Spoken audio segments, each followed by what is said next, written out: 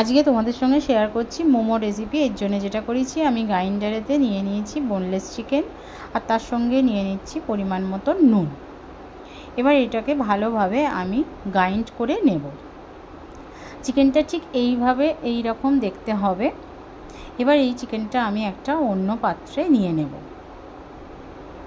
এবার এর মধ্যে আমি বেশ কিছুটা পরিমাণ রসুন কুচি দিয়ে দেব, তার সঙ্গে দিয়ে দেবো পেঁয়াজ কুচি, তার সঙ্গে দিয়ে দেবো 2 চামচের মতন গোলমরিচের গুঁড়ো, আর স্বাদ মতন আবারও কিছুটা নুন।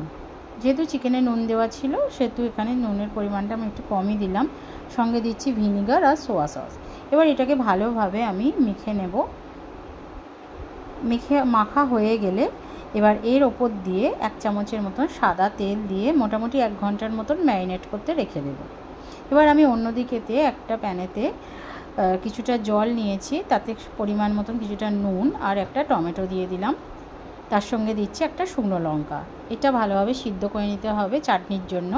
এবার সিদ্ধ হয়ে গেলে টমেটোর খোলাটা ছাড়িয়ে নিয়ে তাতে 4 কোয়া রসুন দিয়ে, আর তার মধ্যে দিতে হবে কিছুটা পরিমাণ চিনি, ভিনিগার আর কিছুটা সামান্য নুন। এবার এটা ভালোভাবে গ্রাইন্ড করে নিয়ে একটা চাটনি আমি রেডি করে ফেলেছি। এবার অন্য জায়গায় একটা পাত্রে কিছুটা ময়দা নিয়ে তাতে স্বাদ মতন নুন, সাদা তেল দিয়ে মোমোর যে ডোটা হবে সেটা মেখে নিতে হবে। এখানেতে জলটা আমি অল্প অল্প করে দিচ্ছি, কারণ জল বেশি দিয়ে ফেললে কিন্তু হবে না। মোমোর ডোটা সবসময় শক্ত হয়, দেখো একদম এই রকম একটু শক্ত তৈরি হবে। আর এই যে দেখছো আমার হাতে যে যন্ত্রটি, এটি যদি কেউ ভেবে থাকো যে মোমো তৈরির জন্য অনলাইন থেকে পারচেস করবে, মোটেও কিনবে না, কারণ এটা কোনোই কাজে লাগে না। এটা আমি কিনেছিলাম, একবার তৈরি করতে, দুবার তৈরি করতে গিয়েও পারিনি। দেখতে পাচ্ছ কোনো কাজের নয় জিনিসটা। তো আজকে তোমাদেরকে একটু দেখিয়ে দিলাম যে জিনিসটা যারা এখনও ভাবছো কিনবে, মোটেও কিনবে না, একেবারেই কাজের নয়। তো চলো আমি আমার হাতে করেই তৈরি করি, যেটা আমি প্রত্যেকবারের মতন করি। তো আমি ভালোভাবে এই রকম গোল করে বেলে নিচ্ছি জিনিসটা। যারা মোমোটা এইভাবে তৈরি করতে চাও তো দেখে নাও কীরমভাবে করবে ভালোভাবে। মোমোর সবসময় ধার সবসময় পাতলা বেলা হয়। এবার এর মধ্যে দিয়ে দিতে হবে পুরটা দিয়ে নিয়ে ঠিক যেভাবে করছি আমি জিনিসটা তৈরি, তোমরা দেখো একবার এদিক একবার ওদিক, একবার এদিক একবার ওদিক, এইরকম করতে করতে একটা সুন্দর, দেখো কত সুন্দর মোমোটা তৈরি হয়ে গেল। আমি আবারও একটা দেখিয়ে দিচ্ছি, তোমরা ভালোভাবে দেখে নাও।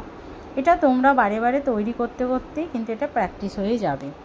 আমি ঘরে প্রায় করি বাচ্চাদের বায়নার জন্য, তো আমার এটা মোটামুটি প্র্যাকটিস হয়েই গেছে যে কিভাবে তৈরি করতে হয়। প্রথমে এইভাবে নেবে, এইভাবে করে নেবে।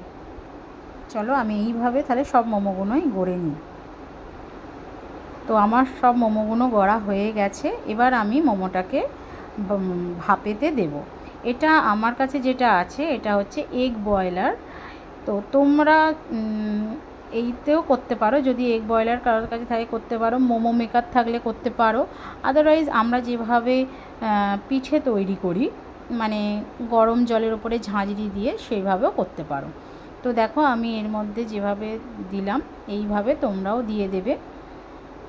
এটা ভীষণ খুব তাড়াতাড়ি আর খুব সহজে হয়ে যায়।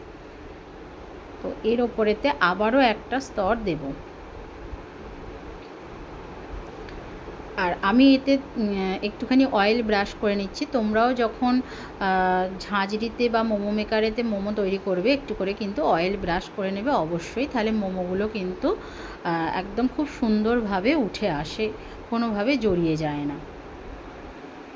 দেখো আমার মোমো একদম রেডি, আর এটা ভীষণ তাড়াতাড়ি হয়।